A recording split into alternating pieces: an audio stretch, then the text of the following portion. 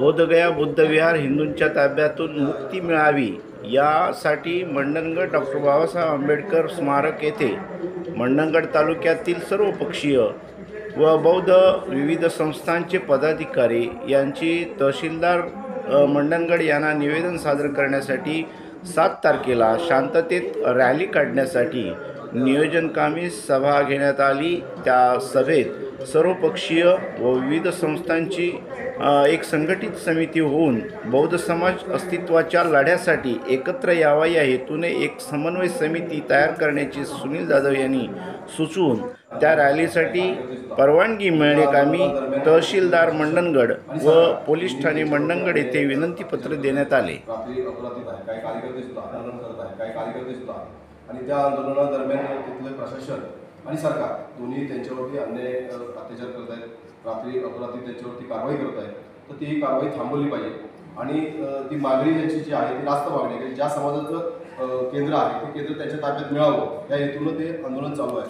अनेक वर्ष आंदोलन करत असताना काही मध्ये व्यत्यय आलेला आहे, परंतु आता यावेळेला संपूर्ण समाज पेटवून उठलेला आहे की हे जे महाबोधी विहार आहे ते आमच्या बौद्धांच्या ताब्यात मिळावं याकरता चालत असलेल्या आंदोलनाला आमचा सर्वांचा पाठिंबा तालुक्याच्या वतीने आणि या आशयाचं निवेदन आम्ही आपल्याला देण्यात आलेलो आहोत। हे निवेदन आमची मागणी सन्माननीय पंतप्रधान यांच्यापर्यंत आपण आणि मुख्यमंत्री यांच्यामार्फत पोहोचवावी अशा आशयाला आम्ही इथे आलेलो आहोत।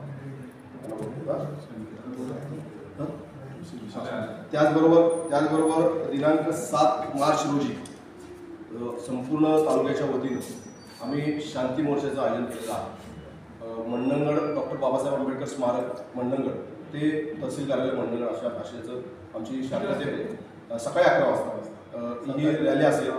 अत्यंत शांततेनं आणि संयमानं, जसं अनेक आंदोलनं मागच्या कालखंडात झालेली आहेत ती तशाच प्रकारचं हे सुद्धा आंदोलन आमचं असेल याची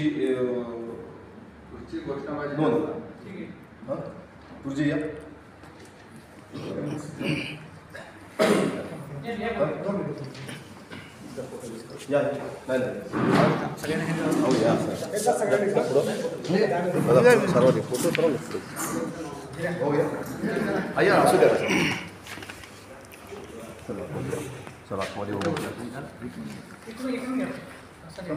पाठचं हे आला पाहिजे।